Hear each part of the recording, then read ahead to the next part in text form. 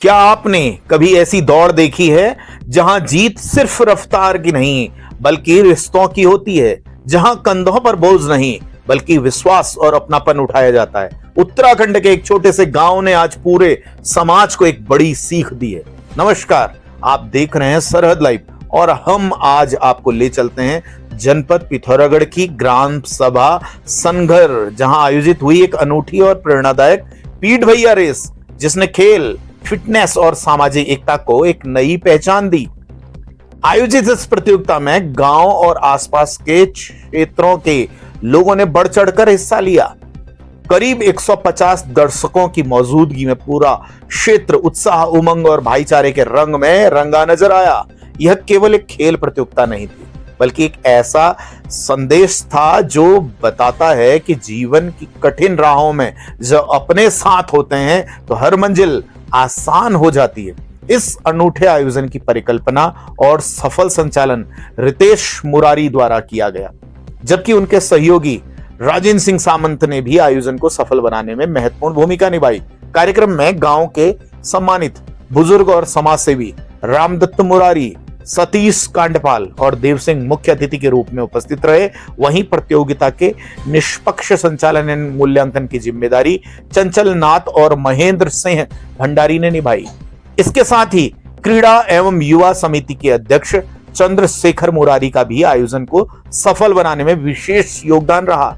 उनके मार्गदर्शन और सहयोग से यह कार्यक्रम एक यादगार सामाजिक आयोजन जैसे कि आपने अपने दैनिक जीवन पे ये देखा होगा कि किस तरीके से हमारे जो रिश्ते हैं भाई बहन के, चाचा भतीजे के और अम्मा बूबू के, हमारे वो किस तरीके से पर्सनलाइज होते जा रहे हैं। लोग एक संयोग की भावनाओं को छोड़ अपने पर्सनल इंटरेस्ट की तरफ बढ़ रहे हैं और इस अभियान, इस मुहिम की मदद से हम फिर से एक सबका साथ और सबका विकास जैसी भावनाओं को डेवलप करना चाहते हैं जो काम की हो। प्रतियोगिता को 2 आयु वर्गों में आयोजित किया गया। 15 से 40 वर्ष की आयु में प्रतिभागियों को अपने साथी को पीठ पर बैठाकर लगभग 1200 से 1300 मीटर की चुनौतीपूर्ण दूरी तय करनी थी। साथ ही इस वर्ग में प्रथम स्थान पर शुभम रफाल और मयंक रफाल रहे। वहीं द्वितीय स्थान प्राप्त किया सौरभ और राहुल ने, जबकि तृतीय स्थान पर रहे सोनू गोबाड़ी और धीरेन्द्र भंडारी। वहीं 40 वर्ष की से अधिक आयु वर्ग के लोगों ने यह साबित कर दिया कि उत्साह, सहयोग और इच्छा शक्ति की कोई उम्र नहीं होती है। साथ ही इसी वर्ग में प्रथम स्थान हासिल किया है सोनू और पार्वती की टीम ने। द्वितीय स्थान पर रही सरिता और अंजू। तृतीय स्थान प्राप्त किया सुनीता मुरारी और मालती मुरारी ने। विजेताओं को नगद पुरस्कार और मेडल देकर सम्मानित किया गया तथा सभी प्रतिभागियों की खेल भावनाओं की सराहना भी की गई। लेकिन इस आयोजन की सबसे बड़ी जीत किसी टीम की नहीं थी। सबसे बड़ी जीत थी रिश्तों, विश्वास और भाईचारे की। जब एक व्यक्ति अपने साथी को पीठ पर लेकर दौड़ता है तो यह केवल अपनी ताकत नहीं दिखाता, बल्कि यह संदेश भी देता है कि अपने लोगों का साथ जीवन की सबसे बड़ी शक्ति है।